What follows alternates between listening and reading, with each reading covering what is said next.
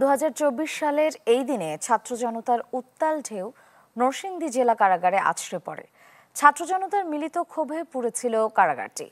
এই সুযোগে অস্ত্র নিয়ে পালিয়ে যায় হাজতিরা। পরে কেউ কেউ আত্মসমর্পণ ও গ্রেফতার হলেও এখনো পলাতক 145 জন কয়েদি।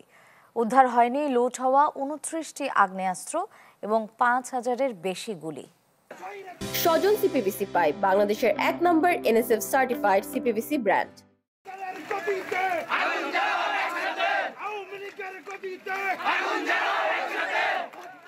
জুলাই আগস্ট অভ্যুত্থানের উত্তাল দিনগুলোতে বিক্ষুব্ধ ছিল দেশের অনেক জেলার মতো নরসিংদীও। এই জেলায় পুলিশের গুলিতে নিহত হয় অন্তত 20 জন। বিভিন্ন স্থাপনার পাশাপাশি আক্রান্ত হয় নরসিংদী জেলা কারাগারও। এ সময় সেখান থেকে বন্দী আনসারুল্লাহ বাংলা ভাই জঙ্গি সংগঠনের 9 সদস্য সহ 826 কয়েদি পালিয়ে যায়। লুট হয় থানার অস্ত্র। সেদিন আপনার ছাত্ররা মোটামুটি অনেকবারই চেষ্টা করেছিল ডিসি রোডের দিকে ঢোকা। পুলিশের অবস্থান ছিল ডিসি রোডের দিকে, কিন্তু পুলিশের এই বারে অতর্কিত গুলিতে অনেকেই আহত হচ্ছিল। যতই আহত হচ্ছে ছাত্ররা ততই ক্ষিপ্ত হচ্ছিল। প্রাথমিক বাধা পেরিয়ে ওরা প্রথমে মূল গেটটা ভেঙে ফেলে। মূল গেটটা ভেঙে ফেলার পরবর্তীতে লুটপাটটা চালানো হয় আমাদের যেখানে অস্ত্রাগারটা ছিল। এর পাশাপাশি এই যে পাওয়ার স্টেশনগুলি ছিল, ওইখানে পাওয়ার সাপ্লাই লাইনগুলো, ওইগুলোর মধ্যে আন্দোলনকারীরা আগুন দিয়ে দেয়।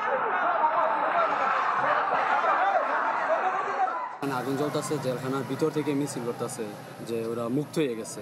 তারপরে যারা কয়েদি ছিল তারা পালাই গেছে, যারা আসামি ছিল তারাও জেলখানা ভাঙার পরে সাথে সাথে পালাই গেছে। জেলখানার আগুন দ্রুততম সময়ের মধ্যে ছড়ায় পড়ছে।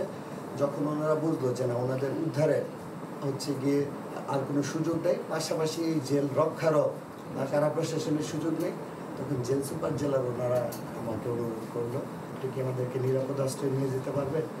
আমি এরপরে গিয়ে ওনাদের প্রায় 35 থেকে 40 জনকে নিয়ে আমি গিয়ে কারাগার থেকে বের হই সর্বশেষ।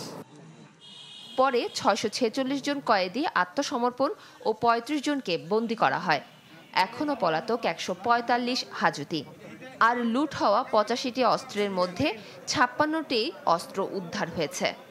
যে সমস্ত কয়েদিরা পালিয়ে গিয়েছিল এবং তার মধ্যে জঙ্গিও ছিল, তাদেরকে গ্রেপ্তারের লক্ষ্যেও আমরা গত একটি বছর ধরে একেবারে অব্যাহতভাবে প্রচেষ্টা অব্যাহত রেখেছিলাম।